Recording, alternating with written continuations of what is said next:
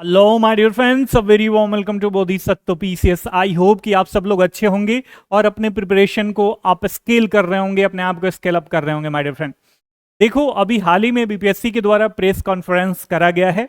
इस press conference के क्या महत्वपूर्ण आउटकम्स हैं, चेयरमैन साहब के द्वारा किन महत्वपूर्ण बातों पे इनका अपना पॉइंट ऑफ व्यू रखा गया है जो आपके लिए इंपॉर्टेंट है, उन 3 मुद्दों के बारे में चर्चा करेंगे इस पार्टिकुलर वीडियो लेक्चर में। और साथ में जो लास्ट 50 डेज बचा हुआ है ना आपके 70वीं बीपीएससी प्री एग्जामिनेशन का, डी डे का, तो आपकी इन 50 दिनों में स्ट्रेटजी कैसी होनी चाहिए उसके बारे में बात करेंगे। साइकोलॉजिकल स्ट्रेटजी कैसी होनी चाहिए, आपका अपना पर्सोना कैसे डेवलप करना है, कॉन्फिडेंस कैसे डेवलप करना है। आप साल भर 1.5 साल से तो पढ़ते आ ही रहे हो, तो ये लास्ट का लगभग 2 महीना और एग्जाम हॉल का 2 घंटा ये काफी डिसाइसिव होता है माय डियर फ्रेंड। तो ध्यान से देखना। If you are serious aspirant then watch this video from beginning to the last, and if you are new at my channel then subscribe the channel and hit the bell icon for all the notification. ठीक है, तो बात करी है इन्होंने, chairman साहब ने सबसे पहले बात करी है कि मल्टीपल डे एग्जाम किया लिया जा सकता है। कि अभी श्योर नहीं करा गया है बीपीएससी के द्वारा कि जो प्री का एग्जाम होगा ना ये एक दिन ही होगा। यदि नंबर ऑफ फॉर्म्स ज़्यादा डाले जाते हैं, कैंडिडेट्स ज़्यादा डाले जाते हैं, मान लीजिए ऑब्वियस 2000 के करीब करीब वैकेंसी अब आनी तय है।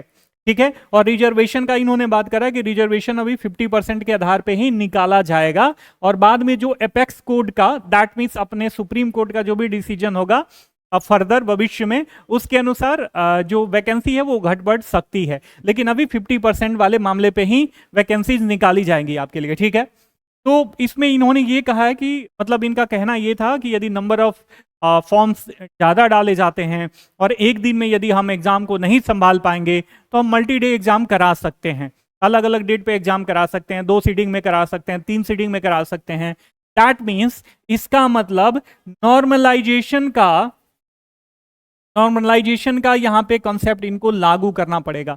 ऑब्वियस जब डबल शिफ्ट में एग्जाम होगा या मल्टी डेज एग्जाम होगा तो नॉर्मलाइजेशन के द्वारा ही बच्चों का कट ऑफ मार्क्स निर्धारित किया जाएगा, जो मेरे हिसाब से बीपीएससी का ये सही तरीका नहीं होगा माय डियर फ्रेंड। ठीक है, तो इस चीज को ध्यान में रखना चाहिए बीपीएससी को लेकर, बीपीएससी को, क्योंकि बीपीएससी ही एक ऐसा आयोग है। देखो बिहार भारत में जो सबसे गरीब राज्य हैं उनमें से एक है, और बीपीएससी का जो फॉर्म डालने का फी है सबसे अधिक है पूरे देश में। ठीक है, इस बात को ध्यान में रखना।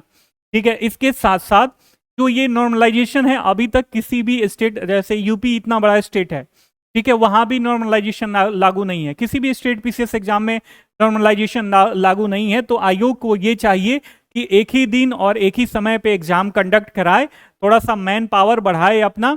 ठीक है, पैसा जो कमाता है बच्चों से, जो फॉर्म फी 600 रुपये 700 रुपये लेता है, उसको खर्चा करे, उससे बचाए ना, ताकि जो है एक दिन एग्जाम हो और सही तरीके से सफल एग्जाम हो माय डियर फ्रेंड। ठीक है, इसके साथ साथ हमने 2 मुद्दों पे बात करी, एक तो रिजर्वेशन को लेके बात करी और एक जो एग्जाम डेट को लेके बात करी। एग्जाम मल्टीपल शिफ्ट में हो सकता है या डबल डेट में हो सकता है, इसके बारे में लेके बात करी।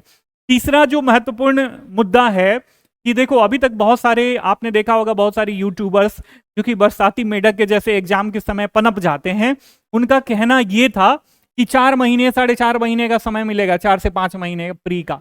ठीक है, होली बाद जो है वो होगा, फलाना समय पे होगा, 4 महीने आपको समय मिलेगा ही।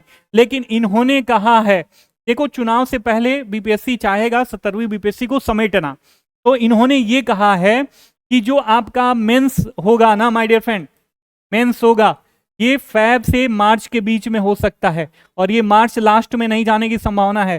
फैब लास्ट वीक और मार्च फर्स्ट वीक दोनों को कंपाइल करके एग्जाम लिया जा सकता है। तो आपको लगभग 3 मंथ्स ही मिलेंगे for mains preparation my dear friend.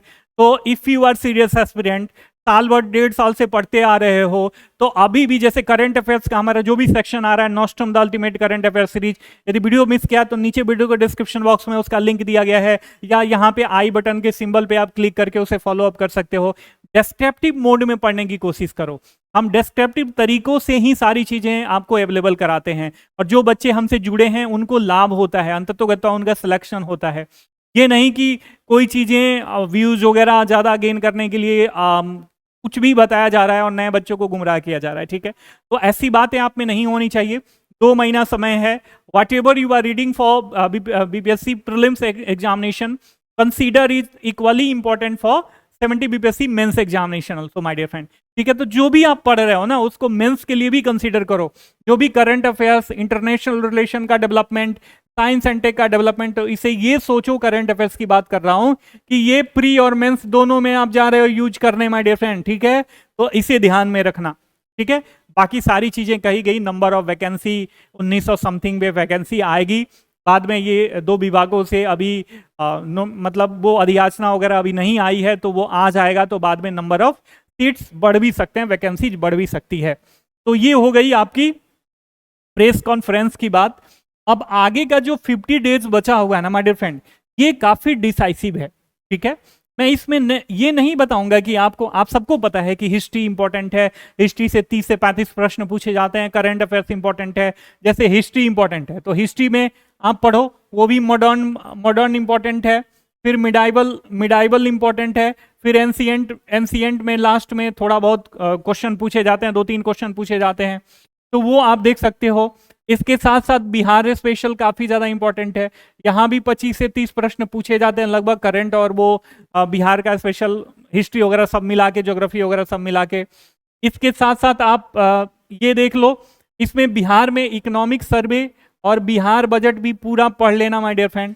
इसके बाद करंट अफेयर्स भी काफी इंपॉर्टेंट है, करंट अफेयर्स में काफी आप वेटेज दे सकते हो, ये सारी चीजें आपको पता है। साइंस काफी इंपॉर्टेंट है, साइंस में भी कम से कम 25 से 30 प्रश्नों का जो है ये वेरिएशन होता है, कभी कभी 30+ भी प्रश्न पूछे जा सकते हैं। और उसके अलावा देखो, ये अभी तक का ट्रेंड था। ठीक है, नॉर्मल ट्रेंड की बात कर रहा हूं।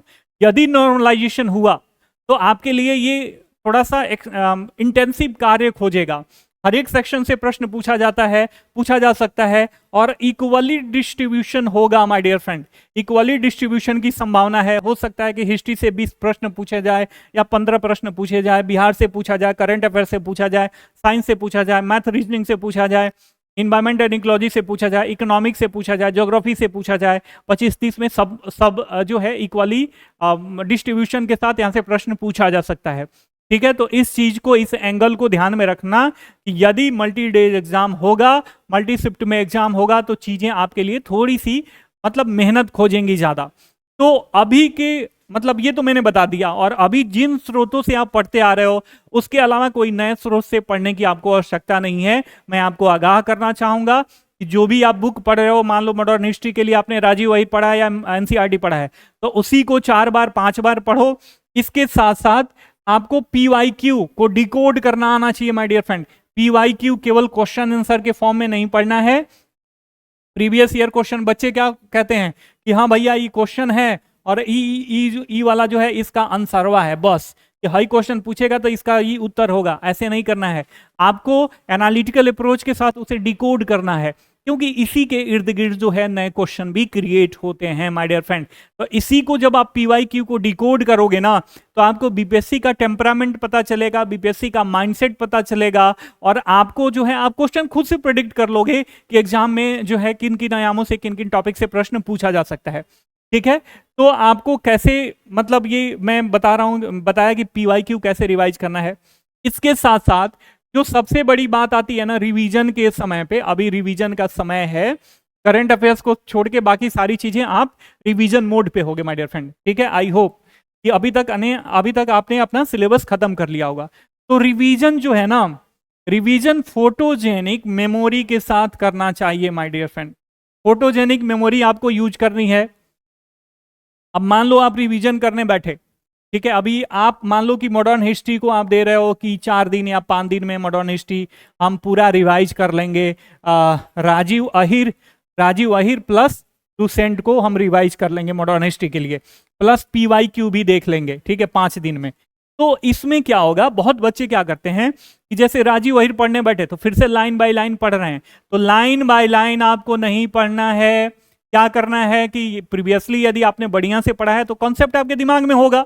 जैसे मॉडर्न राष्ट्रवाद के उदय के कारण क्या है, तो इसका कॉन्सेप्ट तो है वो आपके दिमाग में है, और इससे संबंधित जो संस्थाएं हैं, जो लोग हैं, इंपॉर्टेंट लोग हैं, वो फैक्ट्स हो गए, वो डेटा हो गया। तो डेटा पर केवल ध्यान देना है और हेडलाइन के साथ जो इंपॉर्टेंट डेटा है उसके डिस्क्रिप्शन में उसको ध्यान देना है, अंडरलाइन करते जाना है, हाइलाइटर से वो करते जाना है। ठीक है, ठीक है, ऐसे रिवीजन करना है, एक्टिवली रिवीजन करना है। ये नहीं कि फिर से उपन्यास के जैसे पूरा बुक पढ़ने चले गए तो ना ही आपसे राजीव वहीर खत्म होगा, ना ही लक्ष्मीकांत खत्म होगा, और पूरा पता चले कि 1.5-2 महीने का जो भी समय है वो निकल जाएगा। तो रिवीजन जो है फोटोजेनिक मेमोरी के साथ करना है।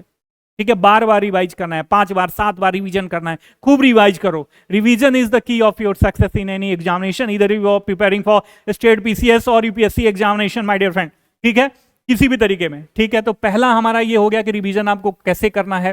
दूसरा, social media consumption, that means जो सबसे बड़ा जो आपके मार्ग में सफलता के राह में अभी रोड़ा क्रिएट कर सकता है वह है इंस्टा।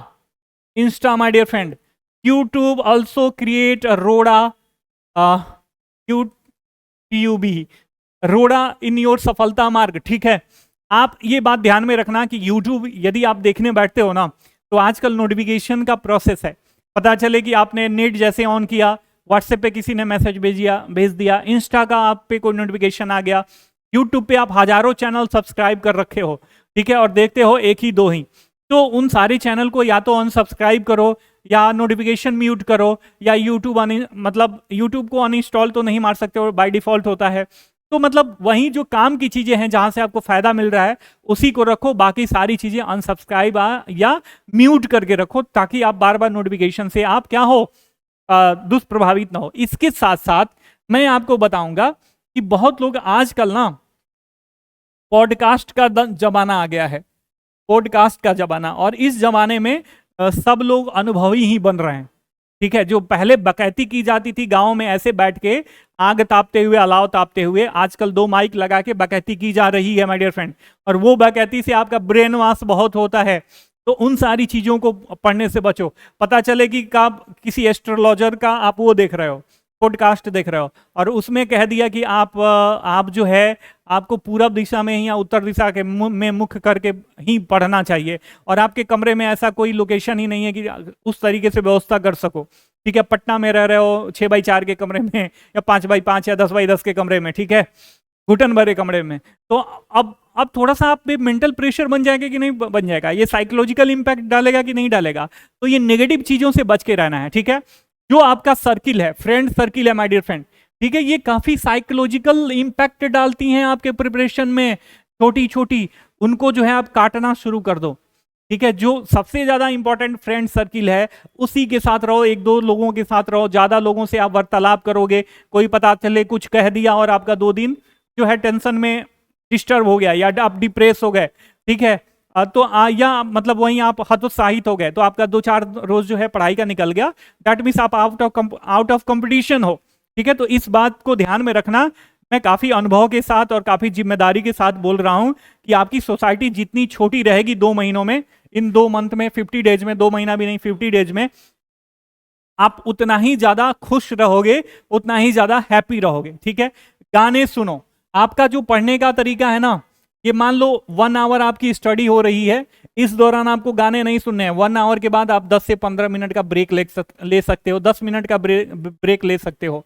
इसमें पानी पियो, गाने सुनो, ठीक है, थोड़ा बहुत ब्रीदिंग एक्सरसाइज कर सकते हो। ये सारी चीजें आपको फॉलो करनी है। ठीक है, तो कैसे पढ़ना है, कैसे रिवाइज करना है, फ्रेंड सर्किल आपकी कैसी होनी चाहिए, ये बात मैंने बता दिया। ठीक है, और जो आप लाइब्रेरी वगैरह में जाते हो और चाय पीने निकलते हो और 1.5 घंटा बैकैती करने में निकाल देते हो, तो ऐसा नहीं होना चाहिए। ठीक, इसके साथ साथ इसमें मैं भोजन की बात करूंगा। ठीक है, ऐसा कहा जाता है ना, जैसा खाओगे अन्न वैसा बनेगा आपका मन।